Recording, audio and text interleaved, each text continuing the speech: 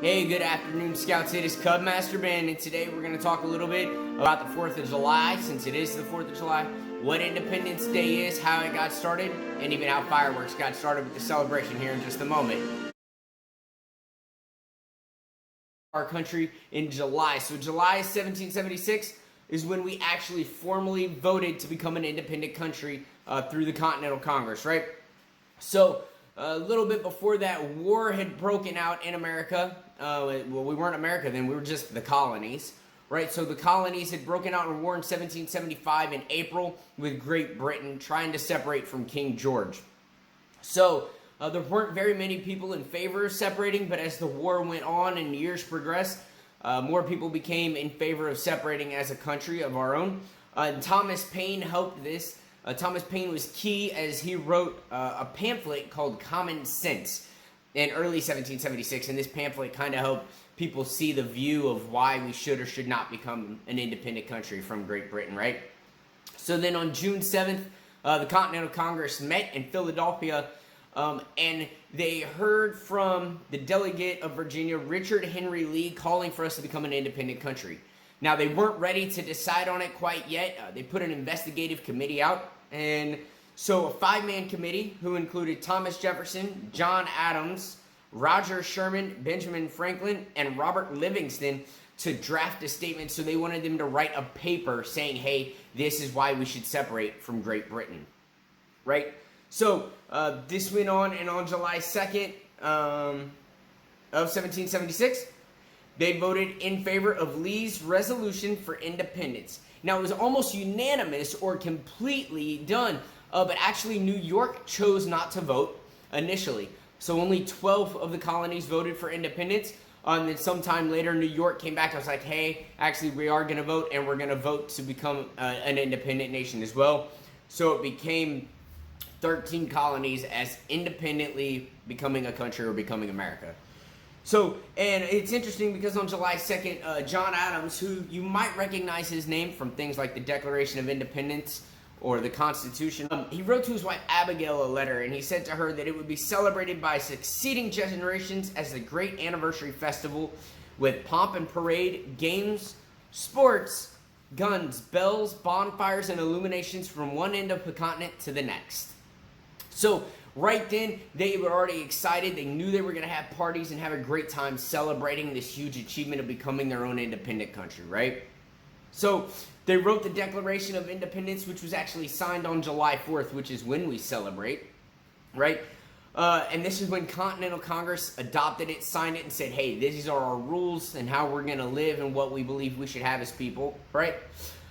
So even though the vote happened on the 2nd, from then to the 4th, it moved because of the Declaration of Independence, but it also moved just due to time of getting to spread the word, so they determined the 4th would become the official day, right? So that summer, celebrations began. Immediately in 1776, that summer, the country started celebrating bonfires, concerts, parades, and cannons, along with the first readings of the Declaration of Independence. This was also seen in 1777 on July 4th. Even though we were still occupied with war, Philadelphia held the first annual commemoration of independence. And they publicly celebrated with a huge going on. Anybody that could, they were like, hey, come out, we're going to have a good time. You know, they read the Declaration of Independence publicly, and they celebrated the birth of our country. So, 1781 is when it became an actual state holiday, and it was first recognized as a state holiday by the state of Massachusetts. And this was several months right before we had the Battle of Yorktown, which historically the Battle of Yorktown is a big battle. If you ever get a chance to go check it out, go read up on the Battle of Yorktown. All right, so, and then you're like, well, what about the fireworks? Where'd the fireworks come from? Fireworks? Got you. So fireworks. 4th of July began in Philadelphia during 1777 during their organized celebration.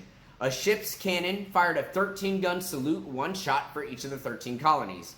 However, coincidentally, somewhere in Boston Common, the Sons of Liberty, which was a patriotic group, they set off fireworks as well to celebrate. So you got some going on in Boston, some going on in Philadelphia, all right?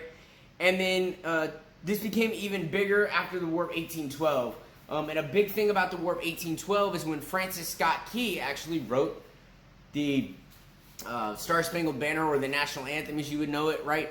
And he wrote those actually in the summer of 1814 during the final bombardment, as a United States flag was raised over Fort McHenry in Virginia to celebrate the end of the War of 1812. So a lot of good stuff, man. We did a lot of things. We turned it into a federal holiday where everybody could celebrate it and not have to be at work, right, during the week or whatever. So we could celebrate it as a family, as a country.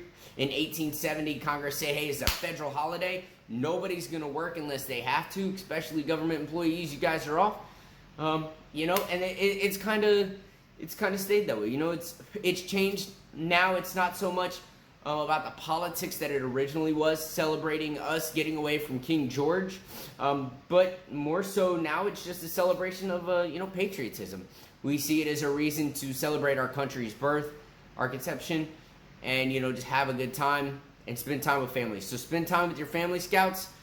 Parents, have fun. Remember to salute your flag, say your Pledge of Allegiance, maybe listen to that Star Spangled Banner.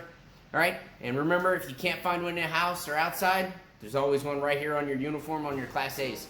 So from Cub Master Ben to you guys, we'll see you later. Happy 4th, and be safe, guys. I'm out.